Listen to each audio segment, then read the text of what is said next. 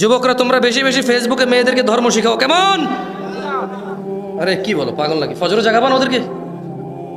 কারা কারা মেয়েদেরকে ফজরে জাগায় ভালো কাজটা করো, হাত তোলো।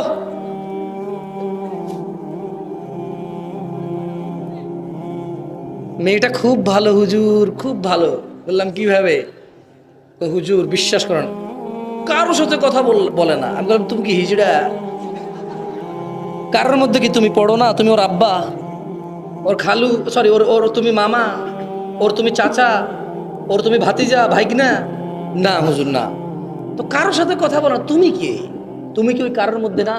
যাই দেখো আরেকটা সিমা আরেকজনের সাথে কথা বলে, ওইখানে তুমি কারো। ওই ছেলে যখন বলে কারোর সাথে কথা বলো না, কারণ ওই কারোটা তুমি থাকো। মেয়ে বলে যে এই ছেলেটা খুব ভালো, ওকে বিয়ে করতে বলে ঠিক হইতো। তো কি হয়েছে? হুজুর আমার আব্বা আম্মা আমার বিয়ে ঠিক করেছে, আমার বাপ মা ধর্ম বোঝে না, আমি চাই দিনদার ছেলের সাথে বিয়ে ঠিক করতে, ওরা ধর্ম বোঝে না, আমার বিয়ে একটা ছেলের সাথে ঠিক করছে, ওর দাড়ি নাই। বললাম যে তো দিনদার আপনার পছন্দ কেউ আছে? বলে যে আমি এমনি কথা হয় না, একটা ছেলের সাথে মেসেঞ্জারে মেসেজ করি, ওই ছেলেটা খুব ভালো। মনে রাখবা বোন আমার, যেই ছেলেরে বুঝে গেছো তুমি ভালো, ওই ছেলের ভালো না। কারণ একটুক বুঝতে পারছো যে সে ভালো, তার মানে এতটা ঘনিষ্ঠ হইতে পারছো, তোমার সাথে সে এতটা ক্লোজে আসছে যে তুমি বুঝতে পারছো সে ভালো, ও ভালো।